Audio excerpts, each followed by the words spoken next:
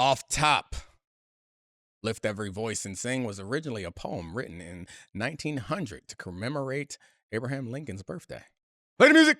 This is the Domonique Foxworth Show. Welcome to the Domonique Foxworth Show. I got a I like a I didn't know that one. Yeah, it's Black National Anthem now, but yeah, it got repurposed and turned into a song, and you about to hear somebody sing it before the Super Bowl. I don't know who's singing it this year. Oh, Audra Day, I think. Lift Every Voice and Sing goes harder than the Star Spangled Banner. It goes really hard. Yeah, it's like a objectively more fun song and better song to sing and listen to. It's a setup. Who's singing the national anthem? No idea. Well. We'll figure it out closer to the game.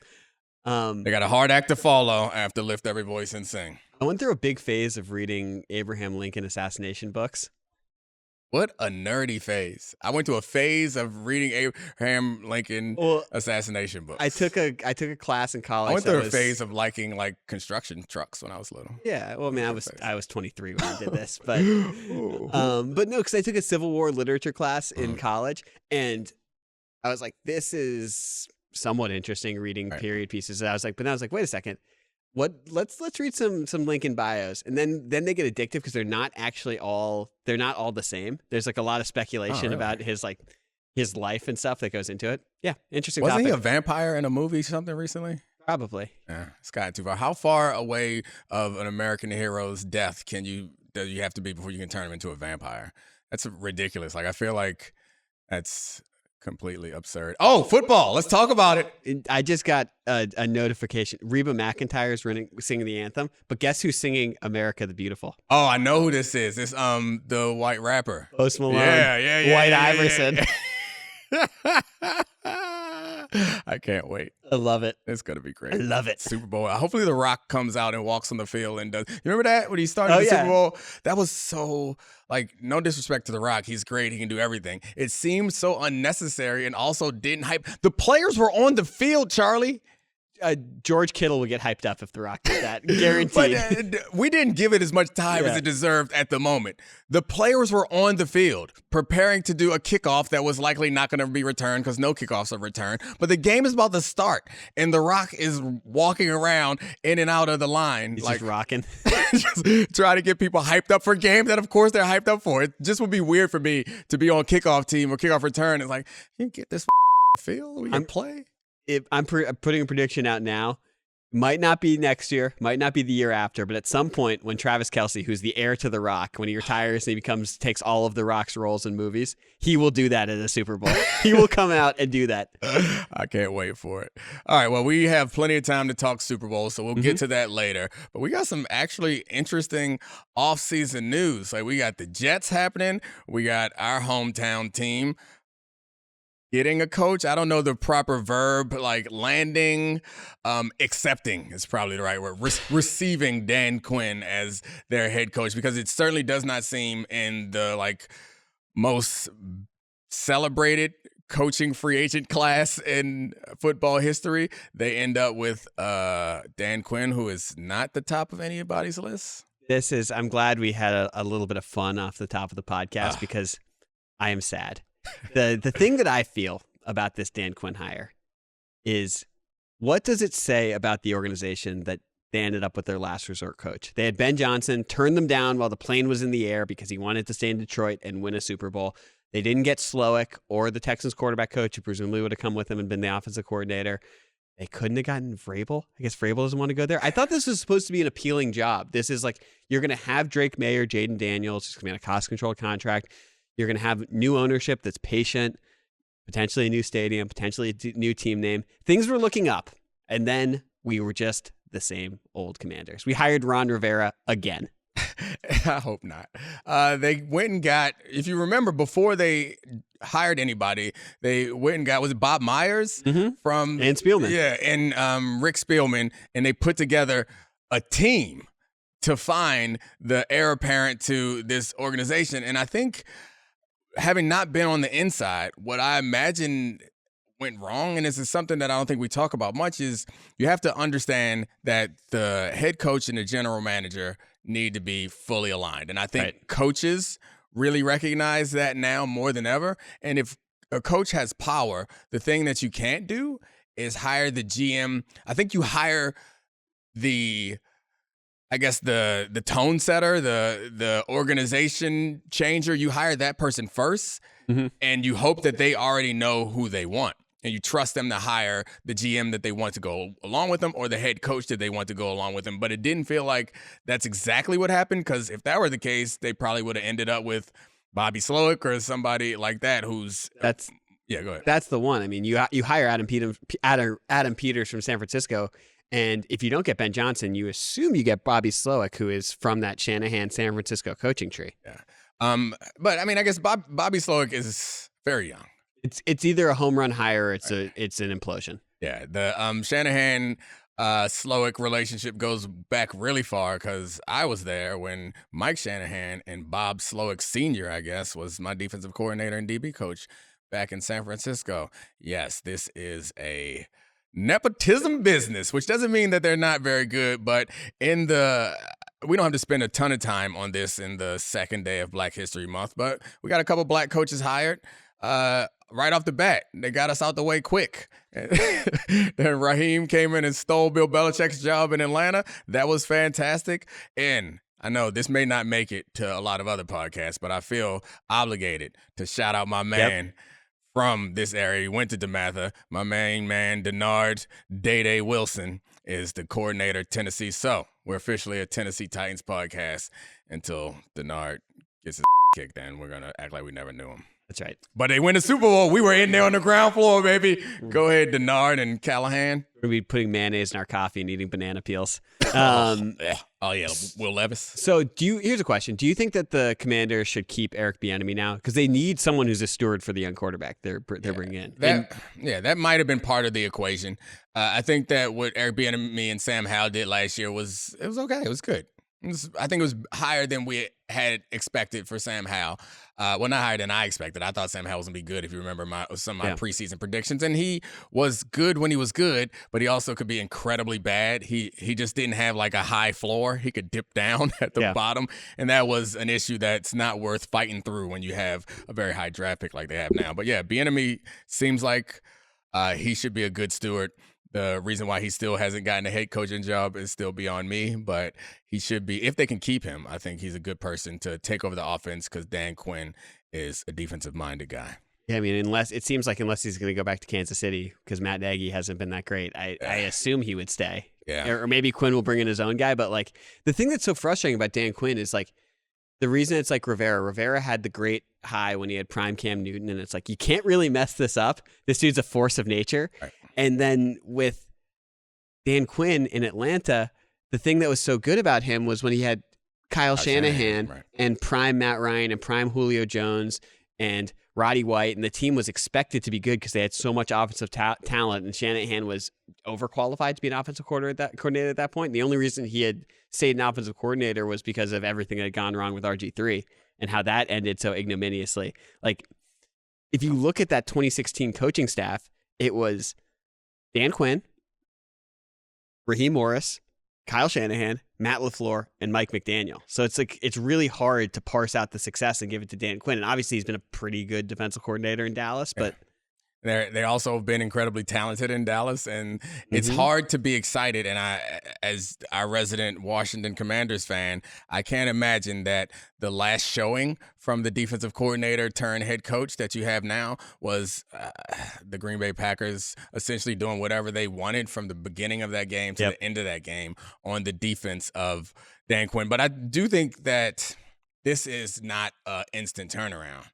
This is a blank slate. So they're not in the hole the way that you could say that some teams are. I guess like the Chargers come to mind. Even though the Chargers have a quarterback, they kind of have to dig themselves out of a contract hole or salary cap hole.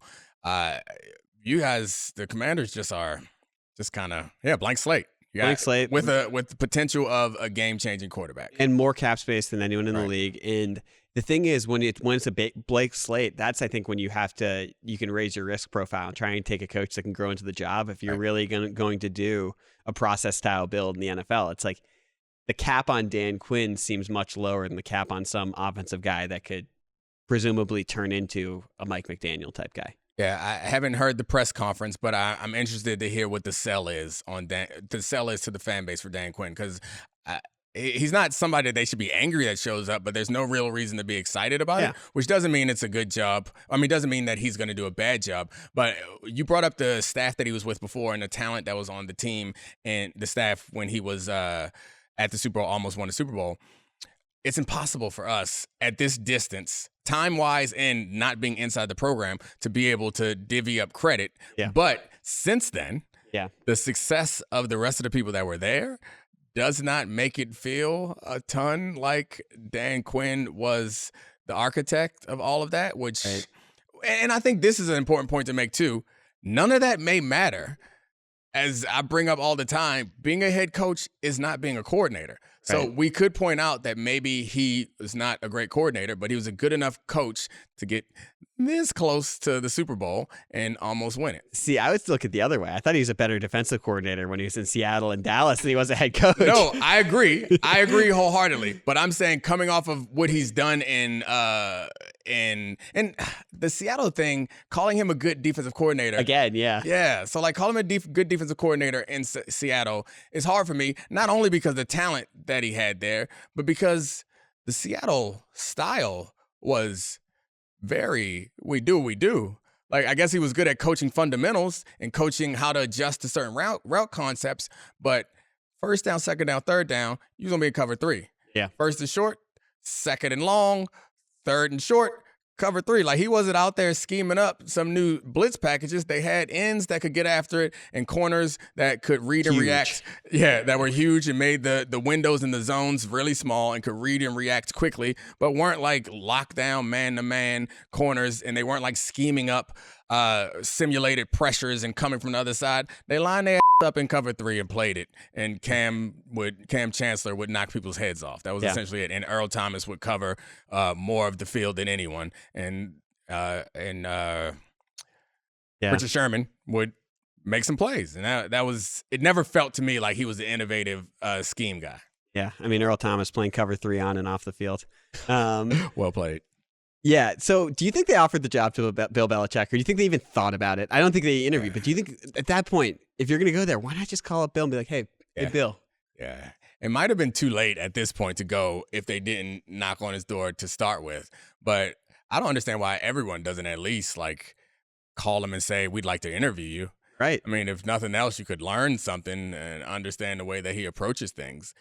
But, I guess Bill Belichick probably not doing a whole bunch of interviews. I know they build them as interviews in Atlanta, but you know what you're getting with Bill Belichick. I assume that you just offer him the job. When they were doing those interviews, it was probably more of them interviewing each other to see if it was a good fit, not to like find out if Bill Belichick knows how to be a head football coach. So I'm looking now, and it looks like Rossini is reporting that, and she obviously has Washington ties, Washington sources, that he was considered, and then they went with Dan Quinn in the end.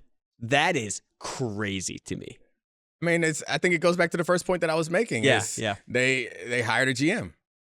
And if you hire a GM, if the GM does not already have a coach in mind, it kind of has to be a package deal. It doesn't mean that it won't work out the other way, but especially if you want a high-profile GM or a high-profile coach, no one's just going to accept the situation as it is. Yeah. They want to succeed, and they have the power and leverage to build the organization, because that's I don't know. I don't want to rank relationships, but that is one of the most important relationships is the head coach needing to understand what his roster needs, the type of players that he wants, and having a GM who understands how to get that done and to time up their runs at championships. And if I'm trying to have a long, fruitful career, that's my first job. That's the most important thing. If I'm just trying to get a cash grab, we go and see what happens, then I don't give a who the GM is. Right.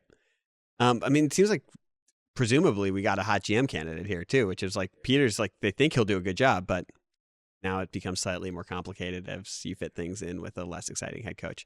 Can I feel better? Can we talk about the Jets' dysfunction? Oh, yeah. It's always nice to, when you feel like you're at the bottom of the barrel, you can peek down.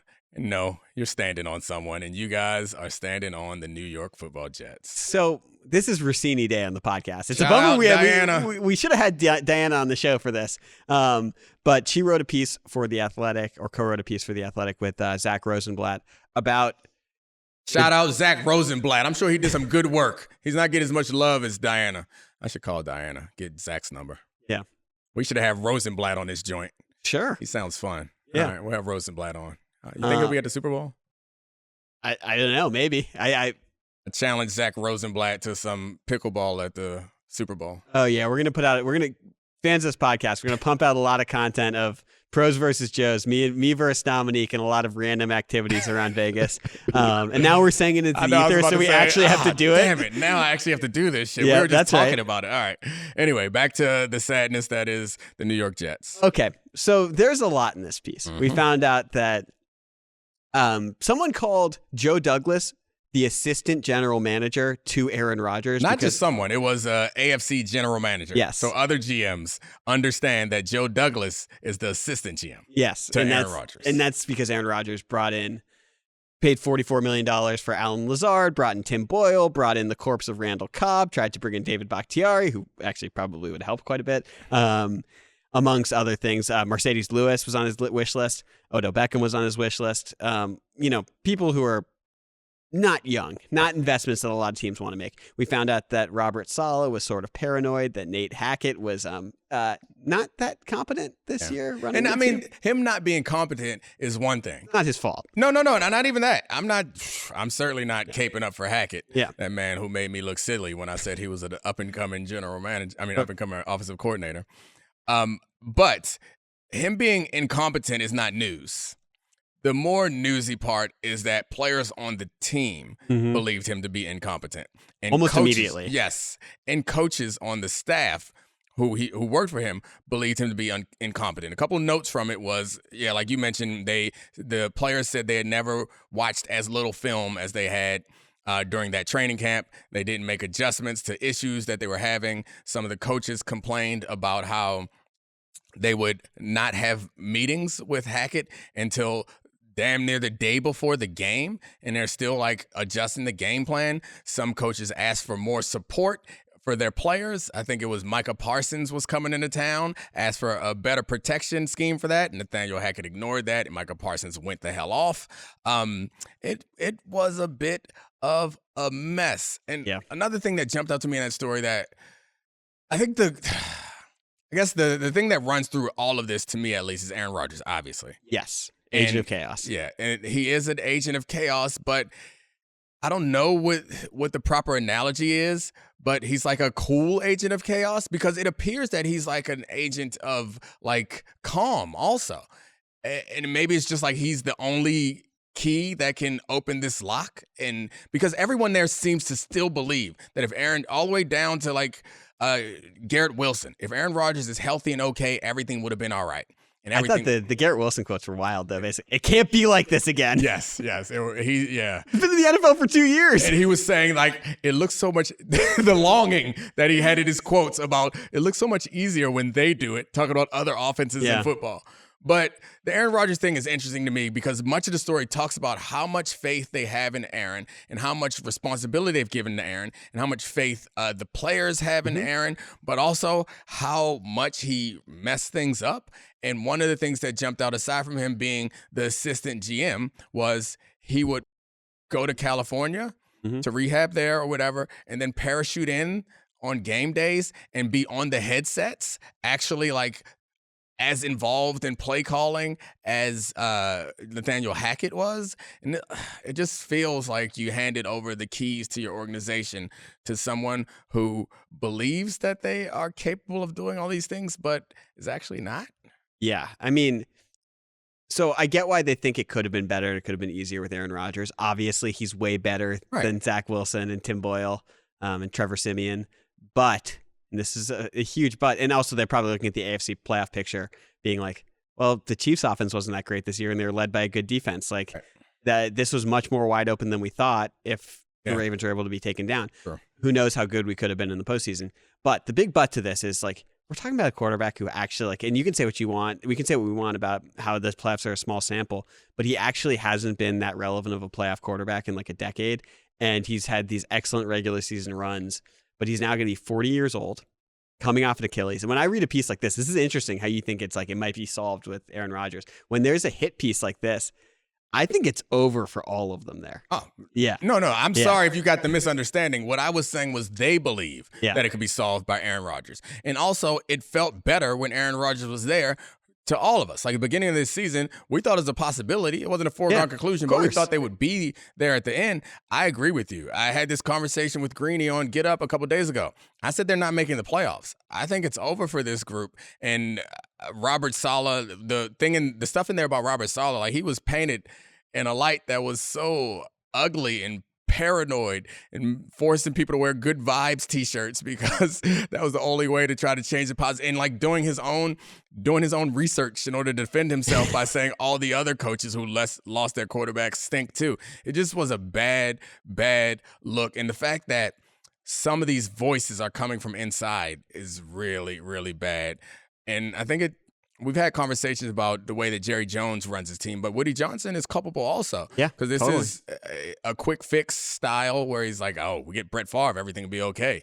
Oh, we get Aaron Rodgers, everything will be okay. And it's not. And apparently he goes on Twitter regularly and brings the opinions that he's learned from reading tweets at him. He brings them to Robert Saleh. So it's we know people like that. Absolutely.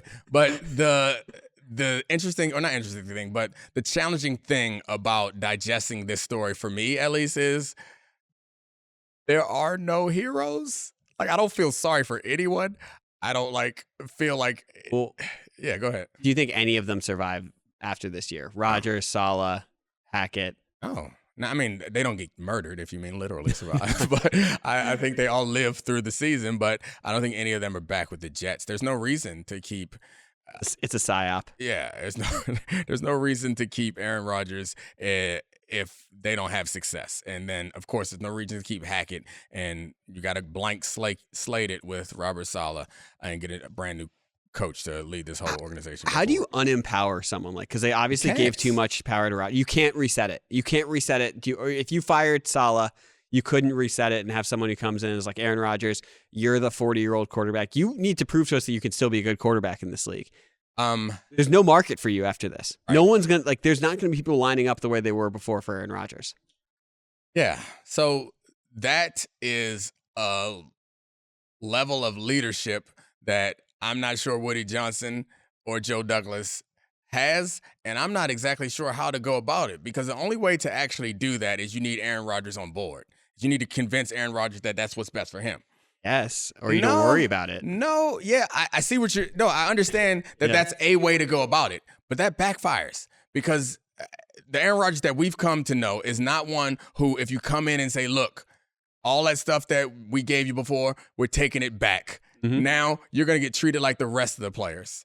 You foresee that working well with this Aaron Rodgers? No, but I almost wonder if it's just what's best for the team as a cultural reset. Oh, because and the thing is, what I think is you need a coach who's willing to be the publicly. Sean Payton got excoriated for how he treated Russell Wilson, how he treated the franchise. But I think we're going to look back and be like, he made the hard choice and he made himself the villain to live with it.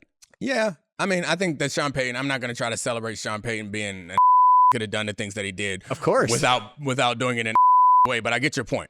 Yeah. I think you're probably right. For the long-term future of this organization, someone is going to have to wrest power back into the traditional places. And I don't mind distributing the power to people that can handle it and people that could be responsible with it. I think that's when you're in the best place as a team. And this is my experience at the Ravens, was we were in a good place as an organization because the players kind of ran the show there. Yeah. And they were responsible players who understood what they were good at and understood how they could help and understood when it was time for them to step up and say, oh, you know what, coach? No, we're not practicing in pads again because it's going to be worse for us. Or, you know what, coach? This scheme is not going to be effective. But also recognize that sometimes when they disagreed with the coach, they had to shut up and they felt it was the right time to go back and say, nah, this is what we're doing, and pretend like they completely believed in it. Like, that's a perfect place to be in. It's a hard place to get to. Right.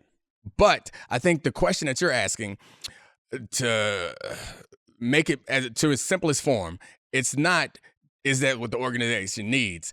It's the choice you're making is, do you want to give up on this season or not? Yeah. Right. So, they can't change whether Aaron Rodgers is in their building or on is the quarterback of their team or not. I guess they could cut him.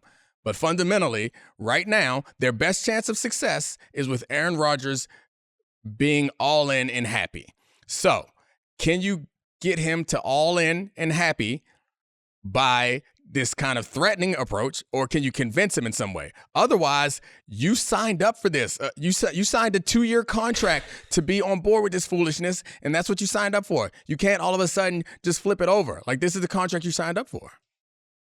Do we know it wouldn't work if there was a hard coach that told him, like, put him in line? Because, like, I feel like every coach has been kowtowing to Aaron Rodgers for a decade. I think that it might have worked at some point. I think it's too late here and with the Jets. So maybe you could be right. I could be wrong. We can put some sort of, we don't have to put exact probabilities on it, but you think that what is a higher probability of success? Continuing on this season, this upcoming season, continuing with what they have and the structure that they have where Aaron Rodgers has more power than anyone else and everyone treats him like God, or being a jerk to Aaron Rodgers? Yeah. Oh, I don't know. Okay, so that means I'm right. That's what people say when I don't know. I'm just like, I can't psychologically analyze. Sometimes people, like, the bully needs to get punched in the mouth. Agreed. But that's the point. I mean, that's what we're here for. I'm not asking you to accurately psychologically analyze them. I'm asking you what you would do in that position. What would you do? I would quit. I would just be like, this is so this team is so What if you could not afford to quit? Mortgage was coming in and you had a bunch of kids that had to go to school. You can't quit the job. You want to have success. How do you think that you have the best chance of keeping your job if you are in charge of all football operations? You're Woody Johnson's number 2. I would try and take away some of Aaron Rodgers' power. We have not seen it work with him having a lot more and more power in, like, a really long time. And, like, the thing is, it's the last shot for him too. Right. So, like, he has to have some, I'm going to play ball here. Right. Otherwise, it's just not, like, people say that the Hayes in the barn, the legacy's done. Like, it's not. No, I agree. I agree with you. And I agree that incentive exists. But when we talk about economics, we use the word rational because because if you have a population of 10,000 people, then they will operate rationally. When you have a population of one person who has not shown that he operates rationally, you believe that you can walk into there and be like, look, Aaron, quit all the should have hired Bill Belichick. Buckle up, Aaron. This is going to be a new sheriff in town. Things are different. Aaron Rodgers is not going to cooperate in the way that you think he is. They got to hire Mike Singletary. Yeah, they really want to lose. I mean, they'll just, show him what a pair looks like. Yes, the great story. The thing that I have one final question for you on Aaron Rodgers, and we should bleep this name in post. Is he more likely to make it to another conference championship or be hosting a podcast with? Why'd you say the name if they have to bleep it? Because it'll be a funny long bleep. Well, you could have just said bleep yourself. Oh, then I wouldn't know who you're talking about. Yeah. All right. Was the question to go where or conference championship? His home losing in a conference championship. No, that's easy. He's gonna be sitting next to Brett Favre hosting a podcast with beep. I gave him a hint. That'll help him figure it out. What do you think? You think that Stephen A would be a guest on that podcast? No, I don't think so. Yeah, he probably would pass on it. But Stephen A would be a guest on any podcast. I think he would be a guest on here if I asked him. But I don't ask people. I know. One day. I hate doing it. Anyway, we have the live show coming up. That's going to be awesome in Vegas. Lots of sports media people have reached out so they can get free tickets. Pay for your tickets like everybody else. We got a text from a friend being like, "Hey, can I get tickets to the live show?" And Domonique was like, "I got to try and find the link." I was like, "Yeah, I'll just send. I'll put you on." No. We will not tell who the friend was, but the friend was doing some coy. He was like, "Hey, is your show sold out?" Hey, and I was like, "I don't know. I'll give you the link. Check it out." But if you wanted some free tickets, say, "Hey, can I get the hookup?" And I would have said, yeah, because I got a text from somebody today. "Hey, can I get the hookup?" I was like, "I'll tell Charlie, put you on the list, my dog." And that's it. I'm going to play coy with me. He ain't cute. Anyway, let's still talk to Bomani Jones. He's not the one. Although he will be at the show. He will be? Yeah. Oh, cool. Bo will be at the show, guys. Come mess with him. All right, my man Bomani Jones has been kind enough to join us. There's a few things going on in sports right now that I thought it'd be more appropriate to talk to Bomani about. We talked about a little bit of it with the Lamar Jackson reaction on his podcast, where you guys already know about it. But if you don't, go ahead and get it the right time. Download, rate, review, and go listen to that also. But I think we came to a good point on why, or at least for me, I came to, I think, with more of a question. Am I being crazy and hypersensitive about the way that people react to Lamar Jackson? Or is there some reaction around Lamar Jackson that seems unfair? And to be clear, it feels unfair to me, at least, in part because Lamar Jackson is not just a black quarterback, but he's a different quarterback in the way that he looks, in the way that he plays, and the way that he sounds at the podium. All that stuff felt like something that needed to be protected in a way that Lamar, I'm sure, doesn't feel like he needs protection. But it's not about protecting him as much as it's like protecting the concept for the next player that's coming. And that is not a protection that it feels like a bunch of other quarterbacks need at this point. So where did we end on that? What do you think, Bomani? I mean, I think we ended with people really want to be right.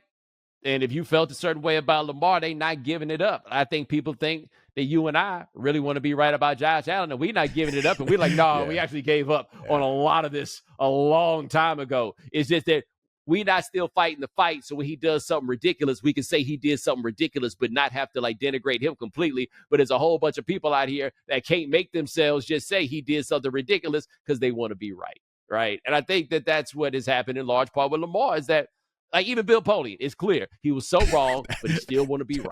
Crazy, he still want to be right.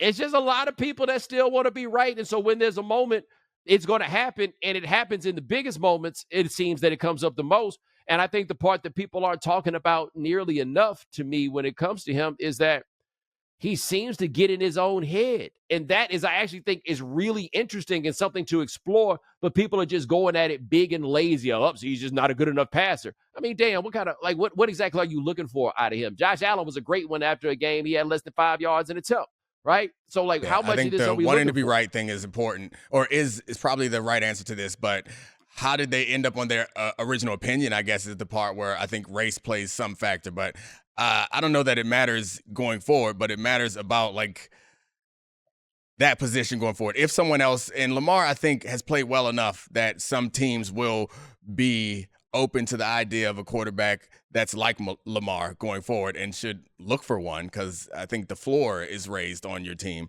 But winning a championship changes everything. And the guy who's won a bunch of championships and is probably going to be the person someone's going to have to go to win the next championship right now is Patrick Mahomes. And I don't know exactly how to talk about his blackness at this point, or even if it's important to talk about. It's always felt important to that position. The position no longer feels like there's a block on the door for black quarterbacks anymore. Not to say that we've reached post-racial quarterbacking, but it feels odd that there was a point where it felt like, and maybe again, this is just my hypersensitivity, there was a point when it felt like Patrick Mahomes was a black quarterback. Now it don't no more in the way that we talk about him, in the way that he's treated. Yeah, I don't have a question as much as I just was wondering. It's still important. I still think it matters. I just think it manifests itself in different ways because he's so good that there's just not really much room for you to throw shade, right? And so the shade comes up, and this is what we talked about a couple weeks ago. When the Chiefs win a game, but all you talk about is how well Josh Allen played, right? Patrick Mahomes leads a drive in 13 seconds that gets him on the board to take it to overtime. And all you talk about is how sad it was that Josh Allen didn't get another chance to get the ball back. No credit for the fact that the dude did that in the 13 seconds. Those are, I don't want to sound like one of the kids, but those feel a little bit like microaggressions, right? Like those are the things to me that come up when it comes to Mahomes. But he's been so hater-proof in all these ways. And, I mean, we didn't treat Russell Wilson with the same black quarterback lens on a number of levels also. I don't have the great answer for exactly why. Like, there's a lot of stuff that comes down to it. But I found myself, and you tell me if I'm tripping here, I don't know how much you watch that quarterback thing on Netflix. I Mm-hmm. watched a little bit of it, but I watched enough to realize I had misunderstood what Patrick Mahomes' get down was. Like all that Kermit the Frog stuff or whatever else. Nah, Patrick Mahomes out there, y'all woke up the wrong. And I'm like, oh, you more like your daddy than I thought. Exactly. My bad. I misunderstood what was going on here. Nah, man, it still matters with him because me and Mina, people got mad at us about this, but I do think that there's a level at which he is underrated. Yes, there are people like me who say he's the greatest quarterback that they've ever seen. That's cool. But I also still think there are a lot of people that don't want to get on board with what the level of greatness is. And just thinking he's the best quarterback in the league right now, he can still be underrated if I you think being that. the best quarterback in the league for one season or being the best quarterback in football because you do it a certain way is one level that he advanced past very quickly in his career. He is now in a different stage of his career where he's like, I can be what you need me to be. Oh, no Tyreek Hill? Cool. Oh, our offense, we don't have no receivers at all? Cool. Oh, Travis Kelce getting a little old? All right. Oh, we got a great defense? All right, you know what I'm going to do? I'm going to lead them on 2 scoring drives at the beginning of this game against the best defense in all of the NFL, and then I'm going to let my defense take over, and y'all going to have to prove to me that you can score on this team because I'm not going to give you a chance. I'm not going to do no deep 7-step drops. I'm not going to do all no willy-nilly freaky passes trying to fit it in the tight windows. We're going to just play and fine. We punt 9 times? Cool. Punt it 9 times. But the thing that we were celebrating, and I don't want to be the hater of the Ravens defense, they were great, but we were celebrating their defense in a way that I felt was a slight bit dishonest. Because tell me for a second right here, Bomani Jones, or anyone else who is listening, if the Ravens took the lead, you think Patrick Mahomes wasn't going to be able to take it back? Right. Y'all really Right. thought, like, I once I showed up at that game, the first 2 drives, I was like, oh, them boys in trouble. They're in trouble. And then Patrick throttled it back. The defense got better, too. Bruh, they got us. I mean, I had people talk about, well, you haven't seen Patrick do it without a great offensive That's coach. just And he's hating. had Andy Reid the whole time. And I'm like, I hear you, but we didn't feel that way about Andy Reid until Patrick Mahomes. We thought Andy Reid was a very good offensive coordinator, but did you think Andy Reid was going to be going to, like, when Patrick Mahomes became the quarterback, did you think that the genius of Andy Reid was going to get them to 4 Super Bowls? Did you think that? All you got to do is watch the games, too. It's like he do the special stuff. And this is the stuff that we were talking about with Brock Purdy. While he's not Patrick Mahomes, obviously, he got the same mentality.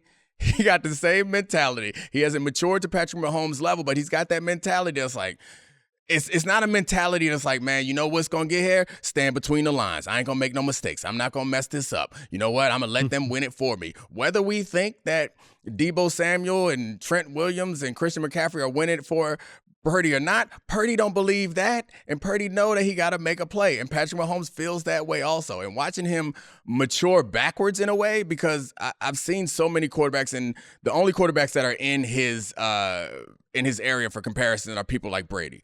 And Brady was, I don't want to make mistakes. If they need me to make a play, I'll try, and I'll probably make it. That's who he was. I'm going to rely on this defense early in his career until he matured into the player that he became. Patrick Mahomes did it backwards. He walked in the league MVP status. and then he was like, oh, okay, I can't do that right now. And then, remember, we had that whole narrative for a couple weeks or for half a season where it's like, nah, they doing 2 high safeties. Patrick Mahomes can't take the top of the defense anymore. All right, let me go to the lab and figure this out. Let me solve this puzzle. That's what it is. This fool's solving all the puzzles, and it's not to take away from the coaches of the defense. Like, yes, you need that also and all the players around him. But what he's doing is special, and let's enjoy it. Dude, Yeah. what else does he have to do? Like, let's say they win this one, right? And I guess this also, by the way, speaks to how crazy the Tom Brady resume is, especially considering there's a 9-year chunk in the middle of that where Brady didn't win no Super Bowl, okay? Patrick Mahomes gets this one. He'll have 3 Super Bowls after 6 years as a starter. And as impressive as that is, Tom Brady had that.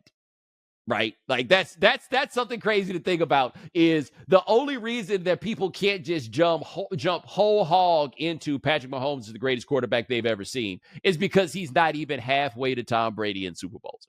That's where the Tom Brady thing gets nuts. But if you believe that Tom Brady is the greatest, then you have to acknowledge this part. At the same place in the development, Patrick Mahomes has caught him in the team success and is worlds better as an individual player. One. And you could say that the game is different now, which you'd be right. Like everybody's numbers are up compared to them. But again, I watched those games. I watched the ones that Tom Brady was in. Nobody thought Tom Brady was this. Even when they were winning Super Bowls, no one was like, you know what? There go the greatest quarterback we ever seen. The credit was Bill Belichick. Bill Belichick shifted to this system with Tom Brady and built a great defense around him. No one believed that Tom Brady was the engine to that until later. They thought it's a special piece. This is nice. They can build around a young, cheap quarterback. This works out in a special way. And that's another thing. Patrick doing this without taking discounts.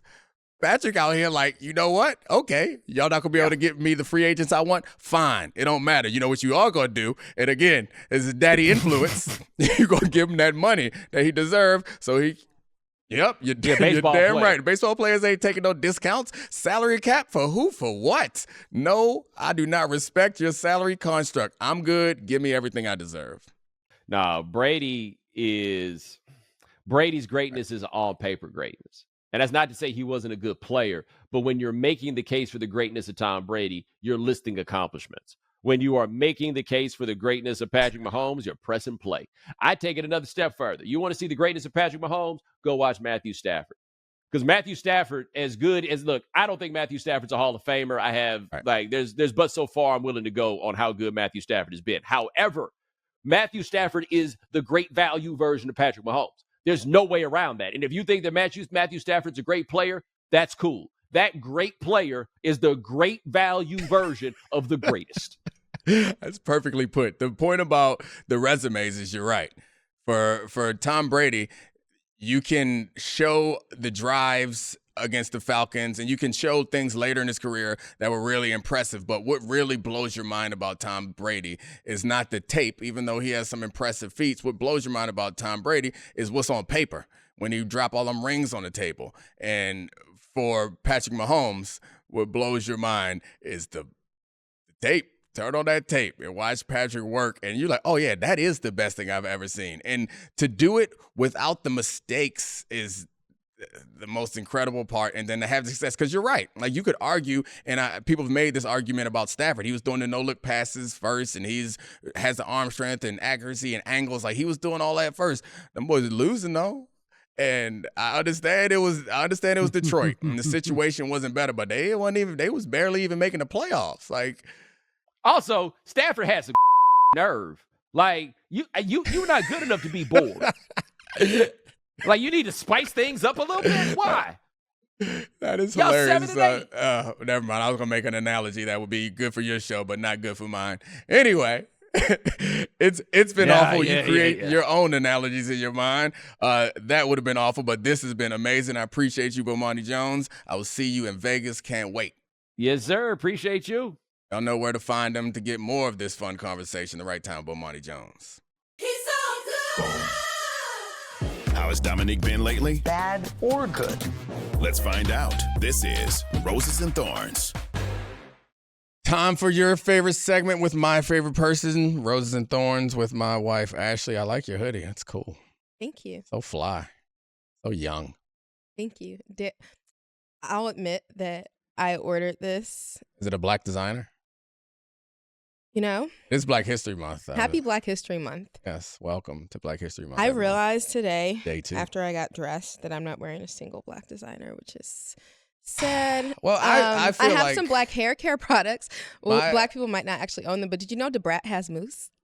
you have the Brat Mousse? So CVS I is didn't in know. DC. I don't really think of Black or as the brat as like a hair icon. Apparently she Yeah. is. She has some braiding products, so I could see Oh, the yeah, she more. did always have But braids. there was also like non-braiding related mousse, and so CVS's in DC, unfortunately, all across neighborhoods are getting like ransacked, so they're not filling their shelves. They probably not as- ransacked. They probably making They're that just up. lying, yeah. They trying But to they're make us not look filling bad. their shelves as well, and people complain about it all the time. And today's the first time I really felt it because I was like, are y'all serious? The only mousse in this whole damn CVS is the brat, and I just really wanted some mousse. So So it's not in So the I have back. black You can't hair just care. ask them to go to the back.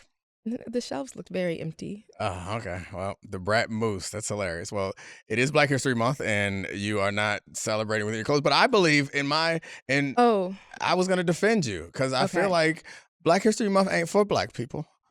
Like I feel like the point of Black History Month is, I mean, I guess to some degree, the reason why I came say to the this, craziest. I say crazy.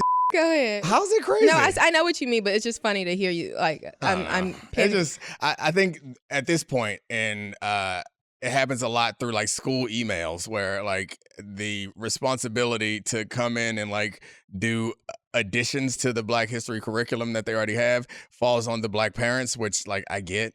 I mean, but we're talking about schools like our kids' school, like schools like our kids are in a private school. Oh yeah, I'm talking about me. I care about yeah, me. like there are plenty of schools where there are a bunch of Black kids, or where there are no Black kids. Like, and these things aren't happening there. They're being legislated out of some places. I know, right? You're right. I see what you mean in that, like, it's not for Black people, but also it is for us, and that, like, it's important that people understand our history, including understand our ourselves. history, Yeah. And I don't know, when I was little, and maybe I was in different schools, like I remember my sister I was too young when we transferred out of this school, but Lauren was the queen of like, it was like a spelling bee, but Black history facts. Because you guys just watch Eyes on the Prize all Oh my the God, time. I loved, but also like she would study for it. Like kids study for a spelling bee so she could kill it. And so because of her, even though I was too young, I would learn all the facts. And like facts are one thing, but then as you get older, I think when you're young, it's nice to read all the stories. Like I was going through my son's books in his room. He's about to be 11, and making room for more of the books he like actually still reads, and pulled out a lot of the ones that like I've been like slow to let go of and still have not taken out of our house. They're just in a pile to move out of his bookshelves. But the really good like Black history picture books, there are so many that I think that our kids, I'm so grateful that our kids have been exposed to, and I think that all kids should be exposed to, because like it's one thing knowing facts, but it's another thing knowing stories, like as you kind of grow, but then also really understanding like the why of things. Emmy forced me to read her Jackie Joyner Kersey book last night. I didn't even know he had that one. I can buy them all. Everyone I see, you I'm do. like, Black person, I'm getting you. Yeah, I love books. And yeah, Not Declan, that I read him much, some stuff last night when it was bedtime that was about World War II, actually, but it was about Black people in World What War was II. in World War II? But so yeah, I mean, I'm half joking. I'm all the way joking about Black History Month isn't for Black people, but I do often feel like, and maybe it's like I grew up from the time I was a little baby till 8th grade in like all Black communities. 9th grade, I went to like a half and half school, and then you go to Maryland PWC, and then When you get said half and half, I was thinking like halfway house, and I was like, oh, I don't remember hearing No, about that no, before. It Okay. was like, it was like half.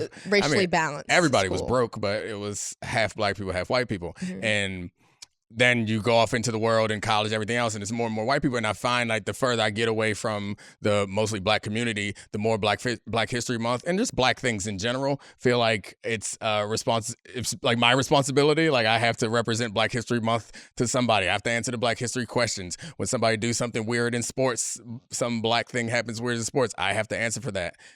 Yes.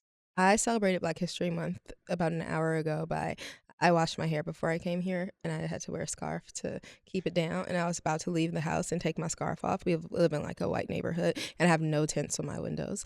And I left my scarf on. I said, you know what? I'm going to show the world, because I think some of it really is about Black history, Yeah. but then others is like just like it helps people understanding our history and learning about Black people can and should help us to feel more comfortable in all the spaces, like including You're a trendsetter. leaving our the- house with a scarf on. All the white because you ladies want in our your- neighborhood gonna be having scarves on next week. Just I step also it go up out in to a house pajamas coat all the time. Oh, yeah. You got it. No, your pajamas are like kind of cute. So they are. they I buy the they cutest still pajamas. are clearly pajamas, but Ooh, they just actually, my it's- children say to me or my youngest says to me when she sees me wearing them, "Ooh, mommy, you look so nice." The little velour ones, and she tells her, "Where are you going tonight?" And I'm like, "Oh, baby, I know, they have just to bed. Isn't Daddy lucky?" They're pajama. not sexy. They have pajama day at school, so she just thinks it's like No, pajama she J thinks in it the looks nice. world. It kind of, honestly, they look like old juicy couture, like velour sweatsuits. But anyway, I'm excited that it's Black History Month. I think I'm also just as excited though that it's, and this is like some people say like, Black History Month shouldn't be the shortest month of the year. I'm fine with that. We get an extra day. We get the 29th this year. Happy leap year though. Man. But I do feel like I really, really love Valentine's Day. And like I kind of like think it should be celebrated all month. The joy that I get from Valentine's Day. Every holiday. So pretend like Valentine's Day is like some special thing. Anytime to celebrate. I'm not a big St. Patrick's Day fan. That said, I did get cocktail napkins for a bar in the shape of shamrocks when I was ordering Valentine's Day cocktail napkins. So no, I'm not a fan of every holiday. I'm not big on You can't St. say I'm not a Patrick's Day. fan of St. Patrick's Day. Who else of anyone in the world? What percentage of people in the world you think bought St. Patrick's Day cocktail napkins? You're a fan of St. Patrick's Day. You I'm like not a holidays. fan. You like themes. You're Yeah, a I big like fan of themes. theming. Okay. But So, I'm not a all fan of holidays. St. Patrick's Day. You love St. Patrick's Day. You know what I didn't buy this year? Any football-shaped napkins for Super Bowl weekend because I thought we would be in Vegas. I wanted to be there supporting the Ravens for my son's birthday, but ultimately he decided that he didn't want to go if Lamar wasn't going to be there. And that's actually why I have this purple sweat. I have like a few extra purple things because I was gearing up for our trip to Super Bowl, and I liked it though, so I didn't return it. But I'm sad about that, and I don't know why. Like now it's kind of too late now that I know we're home. Actually, I guess it's not. I forgot there's a week off. You know what? I need to order football cocktail napkins for the Usher celebration, or maybe I'll get just you cocktail napkins because really Usher celebration. I have a rose of the week. I'm just Okay, jumping cool. to it. All right, fine. The rose of the week is for myself. That Congratulations. I am not going to just show up in Vegas anyway because I don't know if y'all remember, but I was so serious on here like months ago when they announced Usher as the halftime act. Like, I'm sorry, but I need to go. I need to go.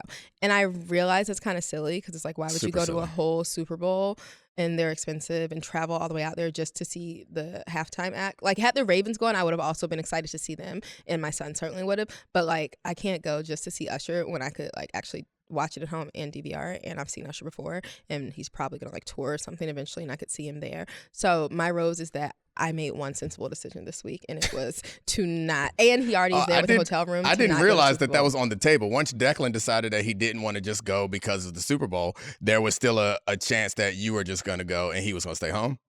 See, and that's the thing. I would have been on his birthday, and I would have felt kind of bad. I did play into my decision.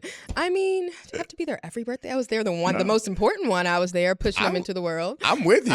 You're the one that loves birthdays. I'm surprised. They've had parties every single year. Every year. All three of them had parties. You don't need a party every year. Have they, though? Or some years they just have a couple friends spend the night? That's a party. That's a party. It qualifies as a party. You have a sleepover party. Or they it's just a party. play dates like at other places, like the arcade. It's all parties. Stop having parties. They're too old. But yeah, so I don't know. I kind of sometimes feel like I wish Black History Month didn't have to compete with Love Month. Oh, so would you decorate the like house in kente cloth if it wasn't for the fact that no, but you love pink? I do have. You can get some pink kente cloth fabric. I have Black Love History Month. I put up a Valentine's tree one year and got on Etsy these like custom made sweethearts out of like plyboard or something, like the little candies. They're really cute, and all the quotes for them are very intentionally like recognizable, even though some are kind of like you have to think about songs from quotes from Black love songs. So like Fiendin' is one of them instead of like Love You or whatever comes on the Sweethearts at CVS. So that was my nod to trying to bring the two together, perhaps. It does I will have to admit one thing, and before you already gave the rose of the day, so we don't have a special way to end it, but I'll end it with this thing that I appreciate about our kids, especially our daughters. I love when you get annoyed at them for doing things that you do. It makes me so happy. It just brings joy. So last night, Emerson, our youngest, brings up a bunch of decorations. From my holiday closet. A bunch of Valentine's decorations. That I wasn't going to put out this year. And starts decorating her room and all this gaudy Valentine's stuff. So ugly. And I walk by Ashley, and Ashley's like fuming, like she's just making the room look so ugly. Like, how do you think we all feel every other time of the year when you decide that you need to decorate the whole house? And it just gave me so much joy to see her in there being annoyed by having the house filled or having one room filled with unnecessary Valentine's decorations. It was beautiful. Back to your point, though, about pink kente cloth or how I could decorate for Black History Month. one thing about us is we don't have to. And like, so that's the thing. Like, you're right. We don't need Black History Month in the way, because like my kids are going to read the books about Black people all year round. And I hope I choose schools for them that will incorporate elements of like Black culture into the curriculum throughout the year. And Black history is taught. Maybe it's not taught every year, but like when American history is taught, it's Black history is a really big part. I mean, because it is a big part of that, right? Yes. Like, so I hope that, and obviously, of course, like we're gonna be held in to read some books if we want to, or there are gonna be, you know, more assemblies about Black stuff, perhaps in the month of February. Which I get, we can side eye, but also like I recognize, like at some point, the reason we have Black History Month now is because at some point that wasn't happening. So like I wouldn't want to go back to a place where that's not happening.